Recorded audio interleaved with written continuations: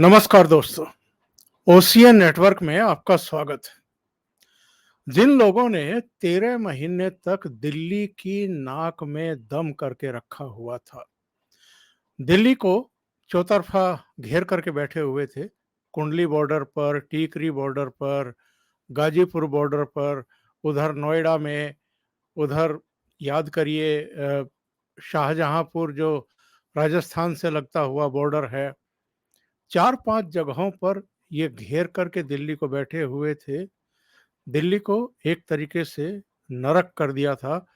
Traffic जो है वो इतना प्रभावित हुआ था कि सुबह शाम अपने काम पर जाने वाले लोगों को भारी परेशानियों का सामना करना पड़ता था। जो दूरियां आधा घंटे में 35 मिनट में पूरी हो जाती थी, डेस्टिनेशन पर पहुंच जाते थे लोग, उसके लिए 2-2 ढाई-ढाई घंटे तक उनको दूसरे रास्तों से घूम करके जाना पड़ता था। इन लोगों ने भाजपा नेतृत्व को, केंद्र की मोदी सरकार को बैकफुट पर धकेला और प्रधानमंत्री उन 3 कृषि कानूनों को वापस लेने के लिए मजबूर हो गए थे, जो 80% से अधिक लघु, छोटे, सीमांत किसानों की बेहतरी के लिए लाए गए थे।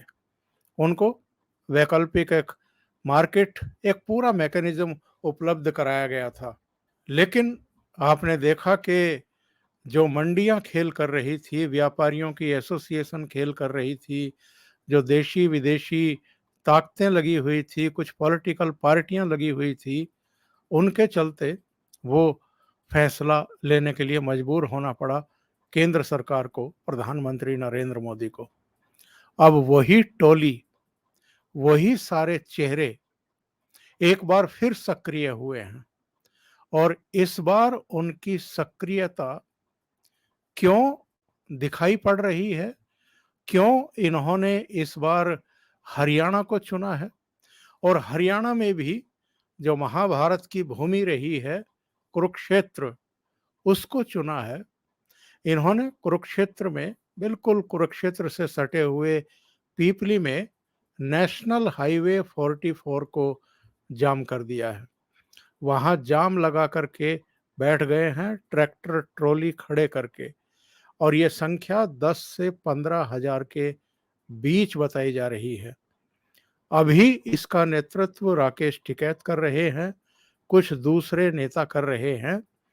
इसमें पंजाब की लीडरशिप भी शामिल है इनकी और हरियाणा की भी शामिल है। कारण क्या है? बहाना ये बनाया गया है कि एक तो सूरजमुखी की जो फसल है वो एमएसपी पर खरीदी जाए, उसकी खरीद तत्काल शुरू की जाए। जो राज्य सरकार का पहले से दाम है, जो केंद्र सरकार ने अभी नया घोषित किया है उसमें जो शामिल हुआ है, और जो हरियाणा सरकार प्रति क्विंटल 1,000 रुपया सब्सिडी देती है, वो सब चीजें लागू की जाएं। दूसरी मांग है कि 6 जून को शाहबाद में जब गुरनाम सिंह चढ़ूनी के नेतृत्व में सड़क जाम की गई थी, इन्हीं सब मांगों को लेकर के, तो गुरनाम सिंह चढ़ूनी समेत 15 लोगों को गिरफ्तार करके जेल में डाला गया था। तो गुरनाम सिंह चढ़ूनी को जेल से रिहा किया जाए और जहां ये जाम लगा करके बैठे हुए हैं वहां उनको लेकर के आया जाए। अब आगे गुरनाम सिंह चढ़ूनी तय करेंगे कि ये आंदोलन कैसे चलाया जाए। इसके लिए रात को 10 बजे तक का समय सरकार को दिया गया था, यानी सोमवार की रात को 10 बजे तक का समय। तो सरकार ने तो उनको रिहा नहीं किया। दिन में भी 2 बार ऐसा हुआ, जब ये पीपली की अनाज मंडी में महापंचायत कर रहे थे, तब इन्होंने कहा था कि हमारी सरकार से बातचीत कराई जाए। उस समय जिला प्रशासन ने मुख्यमंत्री मनोहर लाल खट्टर से इनकी बातचीत कराने की कोशिश की, लेकिन तब तक वो करनाल से बाई एयर निकल चुके थे, विमान से या हेलीकॉप्टर से, और उनकी बातचीत नहीं हो पाई।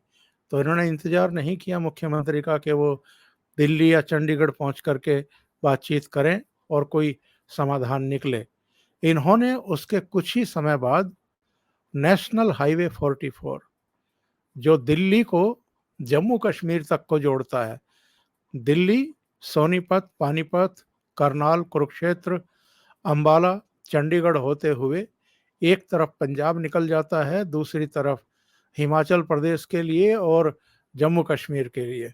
इतना व्यस्त मार्ग जिस पर हजारों लाखों व्हीकल्स प्रतिदिन गुजरते हैं, उसको इन्होंने जाम करके रख दिया। वहां पर ट्रैक्टर लगा दिए, भाषणबाजी शुरू हो गई और इन्होंने एक तरीके से सरकार को ये अल्टीमेटम दे दिया कि अगर आप चढ़ूनी को रिहा नहीं करते हैं, अगर आप सूरजमुखी की फसल एमएसपी पर खरीद शुरू नहीं करते हैं और जो इनकी दूसरी मांगे हैं मुकदमे वापस लेने की, वो सब आप नहीं करते हैं, तो फिर यहीं पर पीपली में ही जो हाईवे है इस पर दिल्ली की तरह अस्थाई मोर्चा कायम कर दिया जाएगा। यानी दिल्ली में अगर 13 महीने तक सड़क रोक करके अलग अलग जगहों की इन्होंने धरना प्रदर्शन किया था 13 महीने तक, तो ये वैसा ही अब पीपली कुरुक्षेत्र में मोर्चा लगा करके वैसे ही हालात पैदा करने के बारे में घोषणाएं कर रहे हैं, धमकी दे रहे हैं। शासन प्रशासन के लिए ये बहुत बड़ी सिरदर्दी है कि इतना व्यस्त हाईवे कोई जाम करके बैठ जाए।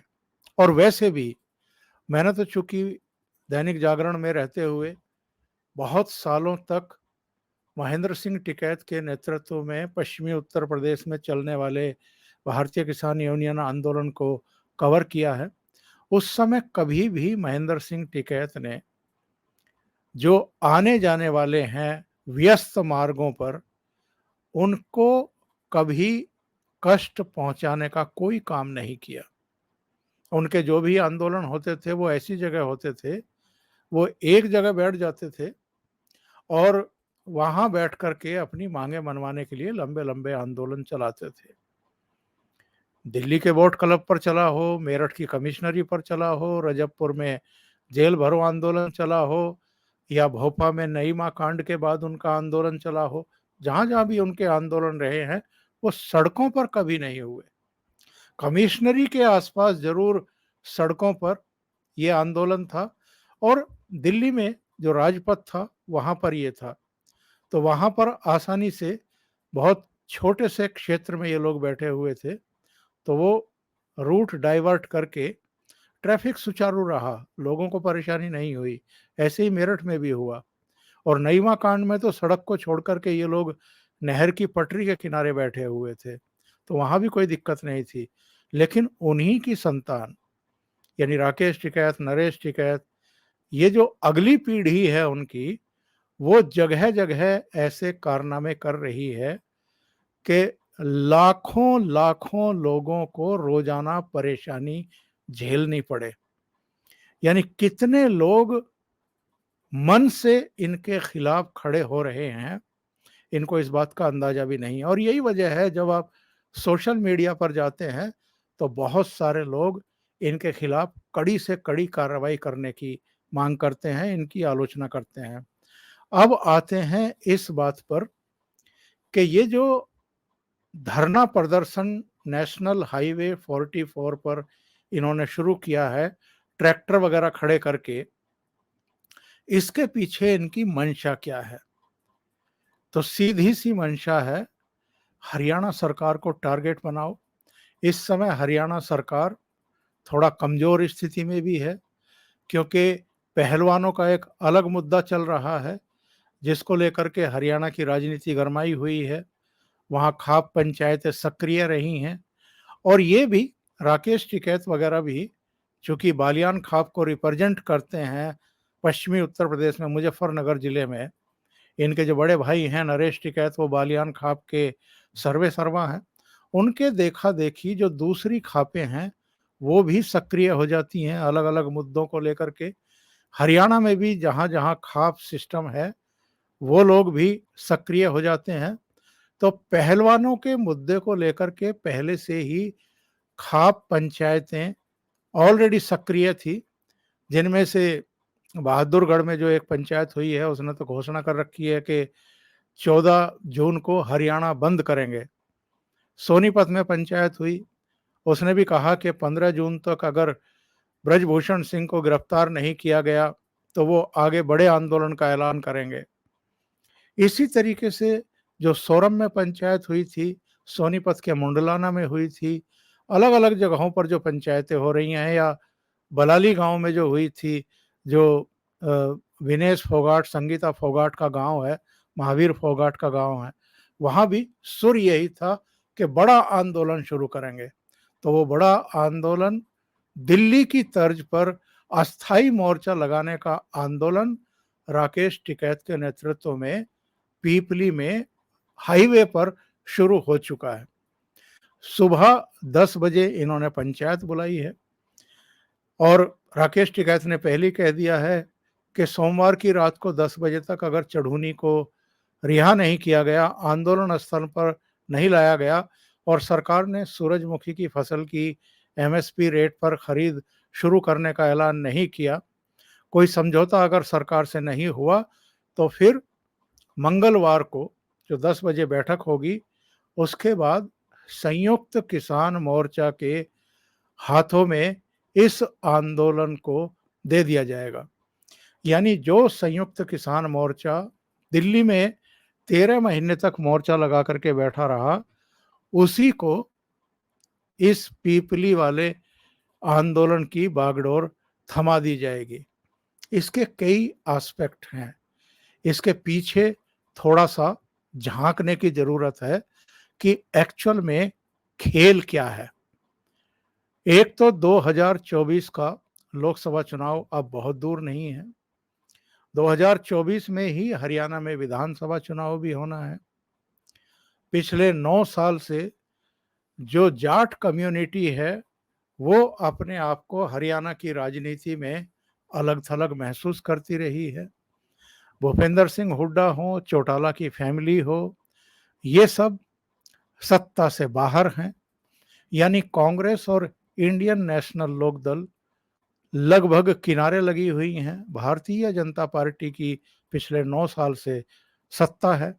भाजपा ने एक गैर जाट यानी पंजाबी मनोहर लाल खट्टर को चीफ मिनिस्टर बना रखा है। ये पहली बार नहीं है जब इस सरकार के खिलाफ यानी मनोहर लाल खट्टर सरकार के खिलाफ मोर्चाबंदी की हो। खापों ने, किसान नेताओं ने, या अगर सीधे-सीधे कहूँ तो जाट कम्युनिटी ने। पहले भी कई हिंसक आंदोलन भी हो चुके हैं। रोहतक में, झज्जर में, सोनीपत में, जींद में, दूसरी जगहों पर भिवानी में आगजनी भी की जा चुकी है। मार्केट्स में चुन-चुन करके कुछ दुकानों को जलाया गया था।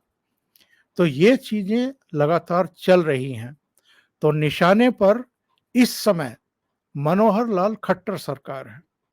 और आपको याद होगा जब वो 13 महीने का इनका दिल्ली में आंदोलन चल रहा था 3 कृषि कानूनों के खिलाफ, तो मनोहर लाल खट्टर उन 3 कृषि कानूनों की बेहतरी बताने के लिए करनाल के एक गांव में पहुंचे थे। उनका हेलीकॉप्टर उतरने वाला था। वहां पर मंच पर भी तोड़-फोड़ कर दी थी चढ़ूनी के लोगों ने।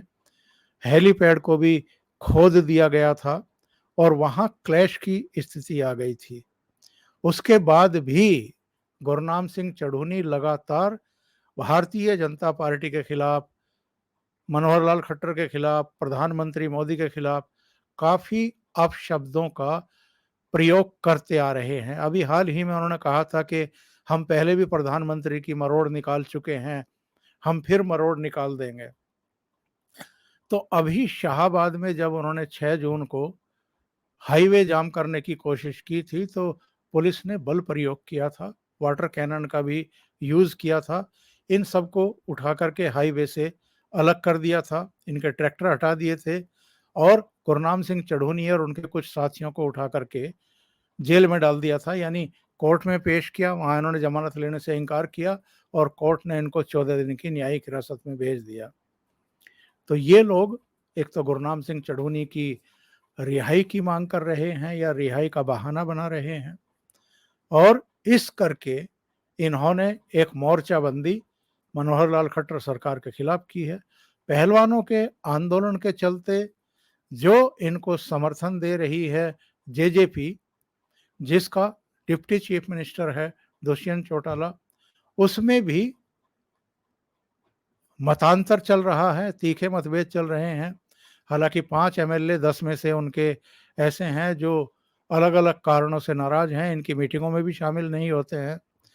तो एक ये भी चर्चा चल निकली है कि चूंकि इस समय मनोहर लाल खट्टर सरकार थोड़ा सा अस्थिर है, हालांकि उनको निर्दलियों का समर्थन प्राप्त है, तो वो सरकार तो कहीं नहीं जा रही है, लेकिन एक चर्चा चल रही है।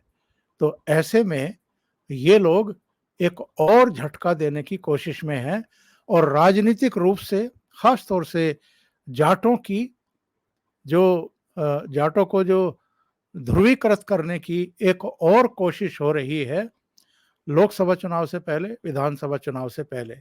दूसरे, इसके पीछे एक और राजनीति भी है। चढ़ूनी और राकेश टिकैत के बीच में आपस में बनती नहीं है, तो ये जब चढ़ूनी जेल में है तो एक कहना चाहिए कि स्कोर करने के लिए या चढ़ूनी को ये बताने के लिए कि तुम्हारे नेतृत्व में जब 6 जून को हाईवे जाम करने की कोशिश की गई तो तुम्हें गिरफ्तार कर लिया गया, तुम्हारे समर्थकों को तितर-बितर कर दिया गया, तुम्हें जेल में डाल दिया गया, और अब मैं अगर आया हूं तो मैं ना केवल 10-15 हजार किसानों को लेकर के हाईवे पर बैठ गया हूं, हमें हटाने की हिम्मत राज्य सरकार में नहीं है, शासन प्रशासन में नहीं है। और जो सरकार की तरफ से जानकारी मिल रही है वो ये है कि सरकार इन पर बल प्रयोग करने के मूड में नहीं है। ऑलरेडी अंबाला से और करनाल से रूट डाइवर्ट किया जा चुका है यातायात का, लोगों को परेशानी जरूर हो रही है, लेकिन अभी रूट डाइवर्ट किया गया है। लेकिन ये जो मोर्चेबंदी की गई है और लगभग उसी टोली के द्वारा जिसने दिल्ली की नाक में दम किया था, ये अगर हरियाणा में बैठे हैं तो ये केवल हरियाणा सरकार के खिलाफ इनकी नाकेबंदी नहीं है, ये आंदोलन नहीं है, बल्कि स्थानीय मुद्दों को लेकर के, गुरनाम सिंह चढ़ूनी की गिरफ्तारी को लेकर के और सूरजमुखी की फसल की खरीद को लेकर के जरूर ये आंदोलन शुरू किया गया है। लेकिन इसके पीछे कौन कौन सी ताकतें हैं ये जरा समझने की जरूरत है, और क्यों ये आंदोलन शुरू हुआ है ये भी समझने की जरूरत है। एक माहौल ओवरऑल भारतीय जनता पार्टी, उसमें राज्य सरकार भी है, केंद्र सरकार भी है, उनके खिलाफ बनाने की एक और कोशिश शुरू हो चुकी है। अभी के लिए इतना ही। बहुत बहुत धन्यवाद। अगर आपको ये चैनल और इसके कंटेंट पसंद आ रहे हैं तो लाइक करें, कमेंट करें, वीडियो को शेयर भी करें। अभी तक अगर आपने ये चैनल सब्सक्राइब नहीं किया है तो सब्सक्राइब कर लें और साथ में लगे बेल आइकॉन को दबा दें ताकि आगे आने वाले वीडियो और उनके नोटिफिकेशन आप तक पहुंचते रहें। बहुत बहुत धन्यवाद। नमस्कार।